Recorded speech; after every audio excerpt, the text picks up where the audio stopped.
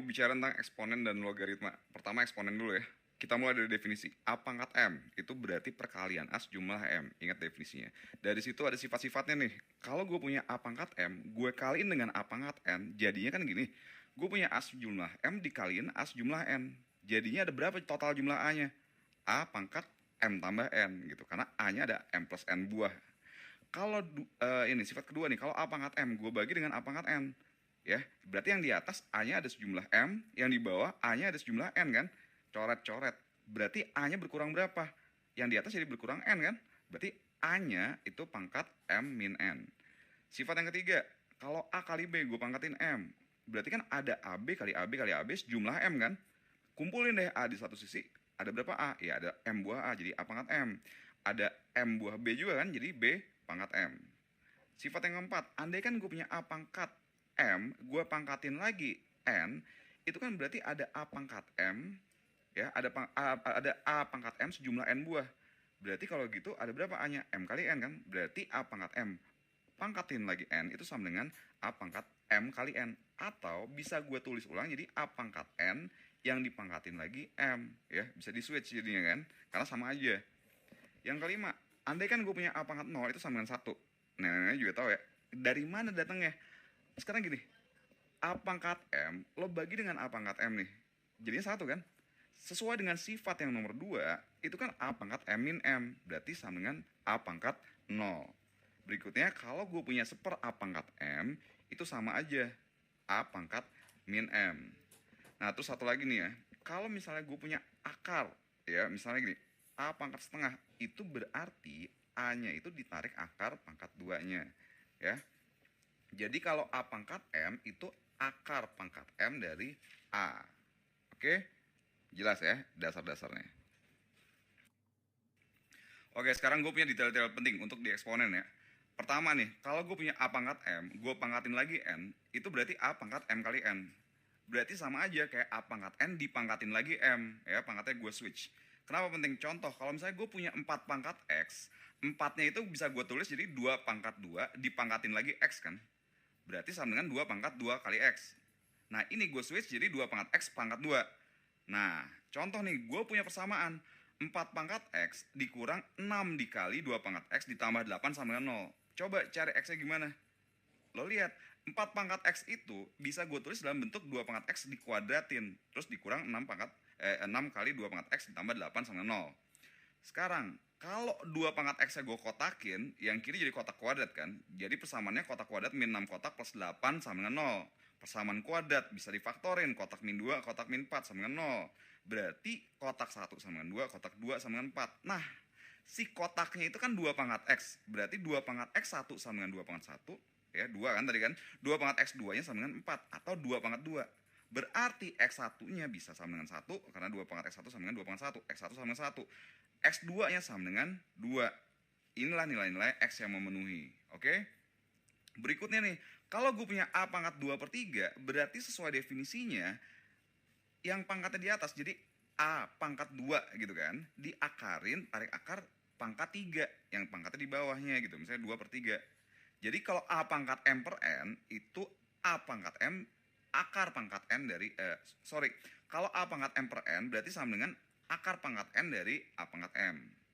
Terus lo lihat lagi sifat berikutnya. Kalau 2 pangkat 1 sama 2, 2 pangkat 2 sama dengan 4, 2 pangkat 3 sama dengan 8. Berarti semakin membesar pangkatnya, kalau bilangannya lebih dari 1 ya, semakin membesar juga hasil pangkatnya. Kalau 2 pangkat min 1 sama dengan setengah, 2 pangkat min 2 sama dengan seperempat, 2 pangkat min 3 sama dengan seperlapan. Semakin, kalau minus ya, semakin kecil nilai pangkatnya, semakin kecil juga nilai hasil pangkatnya. Ya. Jadi kalau 2 pangkat min gede banget, min tak hingga gitu, itu sama dengan seper tak hingga, berarti 0. Nah, jadi kalau lo punya bilangan bulat positif nih, bilangan positif sebenarnya sih, dipangkatin berapapun ya, itu nilainya nggak mungkin negatif ya. Suatu bilangan positif dipangkatin berapapun nggak mungkin nilainya negatif. Oke? Oke, sekarang lo lihat pertidaksamaan untuk eksponen nih. Kalau gue punya 2 pangkat 1, 2. 2 pangkat 2, 4. 2 pangkat 3, 8. 2 pangkat 4, 16. Jadi, makin gede nih pangkatnya, makin gede juga hasil pangkatnya kan. Kalau 2 pangkat min 1 setengah, 2 pangkat min 2 seperempat, 2 pangkat min 3 seperlapan. Makin kecil pangkatnya, makin kecil juga hasil pangkatnya. Dari situ kita bisa lihat kalau 2 pangkat A lebih dari 2 pangkat B nih, berarti hasil perpangkatannya nih 2 pangkat A lebih gede dari 2 pangkat B. Berarti pangkatnya sendiri sejalan, A-nya lebih gede dari B gitu ya. Hasil pangkatnya sama pangkatnya itu sejalan. Kalau bilangan ini lebih dari 1 nih, ya untuk bilangan yang lebih dari 1. Kalau bilangannya kurang dari 1, contoh nih setengah pangkat 2, seperempat, setengah pangkat 3, seperlapan, setengah pangkat 4, seper-16. Semakin gede pangkatnya, malah bilangannya makin kecil. Kenapa? Karena jelas yang di bawah kan yang dipangkatin. Jadi 1/2 pangkat 2 berarti kan 1/2-nya pangkat 2. Jadi ya lo lihat 1/2 pangkat 2 itu sama dengan 1 pangkat 2 dibagi 2 pangkat 2. Berarti kan 1 dipangkatin berapapun 1 aja gitu kan.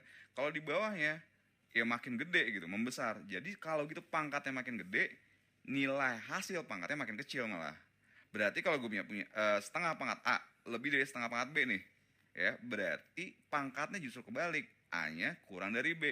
Kenapa? Ya jelas karena dia bilangan yang kurang dari 1, ya antara 0 sama 1 gitu, bilangan positif yang kurang dari 1. Oke? Oke, pertama nih gue punya beberapa contoh.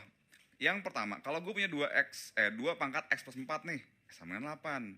Nah, X-nya berapa? Pertama, selalu bikin pangkatnya itu sama. Jadi maksudnya gini, bilangan yang dipangkatinnya bikinnya sama. Berarti 2 pangkat X plus 4, yang 8 itu gue bikin 2 pangkat 3. Kenapa? Karena udah jelas 2 pangkat sekian sama dengan 2 pangkat 3. 2 pangkat kotak sama dengan 2 pangkat segitiga. Berarti tinggal kotak sama dengan segitiga kan? X plus 4 sama dengan 3. X-nya berapa? Ya, min 1.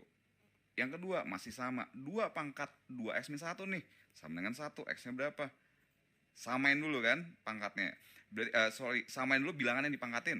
Berarti 2 pangkat 2x min 1 sama dengan 2 pangkat 0. 2x min 1 sama dengan 0, x-nya setengah. Lagi, 2 pangkat x min 1 sama dengan 1/8, x-nya berapa? Ya udah, berarti 2 pangkat x min 1 sama dengan 2 pangkat min 3. 1/8 sama dengan 2 pangkat min 3 kan? Nah lanjut, X min 1 sama dengan min 3, hajar X sama dengan min 2. Lanjut, sekarang yang pertidaksamaan nih, 2 pangkat 2X min 1 lebih dari 4. Bikin dulu bilangan yang dipangkatin sama, 2 pangkat 2X min 1 lebih dari 2 pangkat 2. 2X min 1 lebih dari 2, 2X lebih dari 3, X lebih dari 3/2. Kalau 2 pangkat 3X min 2 lebih dari 2 pangkat X plus 1, kumaha?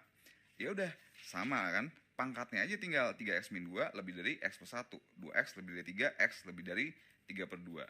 Sip. Contoh lanjutan. Gue punya 3 pangkat 2x plus 2 ditambah 3 pangkat 2x plus 1 sama 36. Berapa x-nya? Pertama, nah sesuai dengan eksponen, berarti ini bisa gue pecah 3 pangkat 2x dikali 3 pangkat 2 kan? Sebelahnya juga gue pecah, jadi 3 pangkat 2x kali 3 pangkat 1. Dah. Sekarang, kalau 3 pangkat 2x gue kotakin, berarti yang kiri 9 kotak, yang kanan 3 kotak. Gue tambahin sama dengan 36. Berarti jadi 12 kotak sama dengan 36 kan? Kotaknya berapa? 3. Kalau gitu si kotak ini kan 3 pangkat 2x. 3 pangkat 2x-nya sama dengan 3 pangkat 1. Berarti 2x sama dengan 1, x-nya sama dengan setengah. Oke? Itu contoh ya.